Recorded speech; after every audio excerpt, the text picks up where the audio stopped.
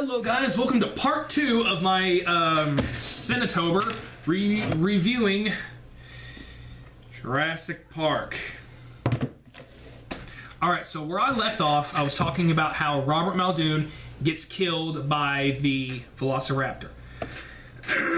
And we see that Alan is trying to revive Tim by giving him CPR. And he does get him back, and when he gets him back, Tim makes a little joke. He's like, 3. He takes him back to the visitors area. While he's doing that, he asks them to stay there while he goes and looks for help. And then he runs into Ellie, and Ellie's all freaking out. You know, she's staying low because she doesn't want to die. So then she runs up to him, and he basically is like, what the heck's going on? Oh, okay, it's okay, it's okay. So while the kids are all eating, Lex starts freaking out. She's like...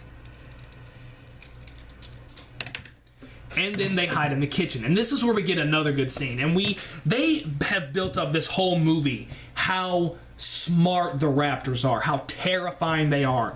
They hide in the kitchen. All of a sudden, we get the creepy music and we get the Velociraptor opening the door. My gosh, that didn't frighten my childhood at all. No, it's not like I was laying there and thinking, there's going to be a raptor that's going to open my door and I'm going to die.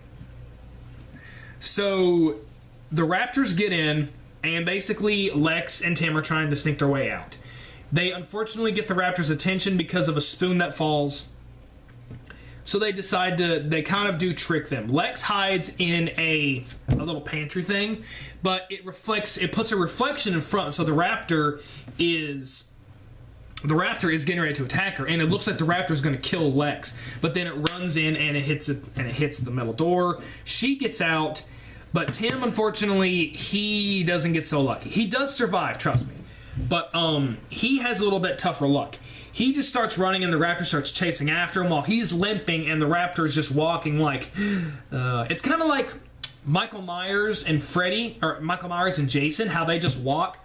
And you can run as fast as you can, but all you know is you're going to get... So it's kind of like just walking after him like, I'm going to toy with you.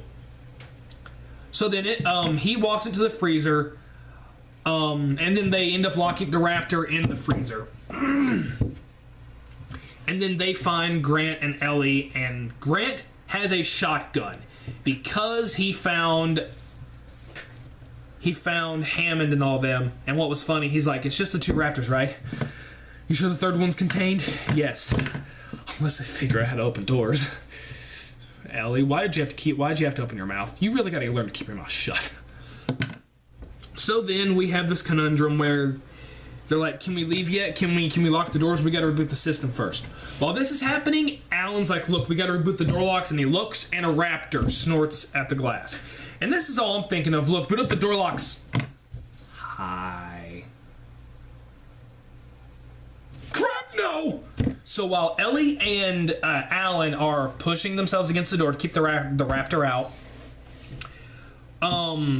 Lex decides, hey, look, I know this computer, and they actually do set this up because Tim, when Lex gets sneezed on by the Brachiosaurus, he's like, look, now she's not going to do anything new. She's going to sit in her room and play on her computer. I'm a hacker. So they do set up that she does know a thing or two about computers, and thus she finds out a way to turn the power back on. And then he calls John Hammond. He's like, Mr. Hammond, the phones are working. Call the mainland.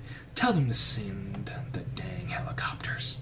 The raptors break in. Now, this is honestly a scene that I have always wondered because I don't get what happens. The raptors break through. Ellie's like, they're going to come through the glass. You hear gunshots, and then you see a glass.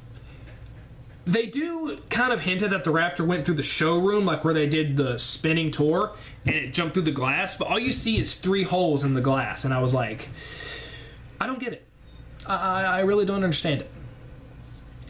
So then, basically, they try to escape by going into the ceiling, and this was really weird, too, because you had no idea when the raptor was going to pop up. You just knew it was going to pop up sometime. Like, they're crawling to the ceiling, next thing you know, the raptor comes out and it gets Lex. And it almost does get her, but they end up going to another room. And this is where the final part of the movie happens. They're in the main hall, and it has that design of the big dinosaur. They climb on that to get away from the raptors, but then both raptors are in the room. and it looks like everything's bad. And then Alan, he does this drop thing to protect them, where the raptor would get him first. And then all of a sudden, out of nowhere, the T-Rex shows up and starts eating the raptors. And then they get out, and then they escape. And then the T-Rex throws the raptor up against the skeleton and then roars. And I bet you it's thinking, I am the baddest dinosaur of all time. And then the movie ends with them going on the helicopter and getting away. Now, with all that said, this movie is still great. The Jurassic Park movie, no matter how old it gets, is going to be one of those perfect. It has its problems, but what movie doesn't? But this is a good example of a dang good movie.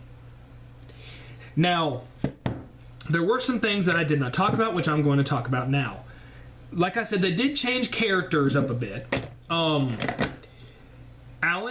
grows to like kids during the end of the film. He does love kids. He used to hate them, but they do explain that he does hate kids, but then he does love the kids at the end.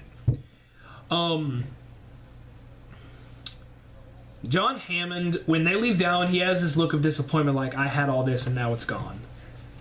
And then they leave the deadly island. And I do like how they did change the characters in this movie from the book.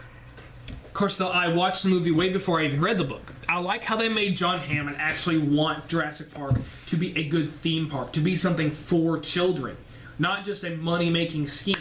And they do show that he does care, because a scene where he's in the kitchen or in the dining hall and Ellie comes in there with him and he's talking and he's like, you know, the very first thing I ever made, it was a flea trapeze. But with Jurassic Park, I wanted it to be something that wasn't fake. I wanted it to be something they could see and touch. And he finally realizes to Ellie, you've never had control of this place. That's the illusion that you're seeing. You think you can control it, but you can't. And that's when he realizes, I did make a mistake. I could never control this. Instead of him basically, now he does kind of blow off Ian when he's like, look. I want you all to be on my side. I've brought something back. I've brought something amazing to the table, and you all are just putting it down. And instead of him being a douchebag, because he's a major douchebag in the book, he doesn't listen. And in the beginning of the movie, he doesn't, but then when Ellie talks to him, he does. So that was great. Like I said, Alan Grant, great character. I hope you guys enjoyed Dodgson, because he's never mentioned again. That's one of the many other things that screwed up the Lost World. But that's another story for another time. But guys, that has been the end of this review. Put in the comments below, what did you think of Jurassic Park as a kid? Are you laughing at me right now because I'm afraid of a PG...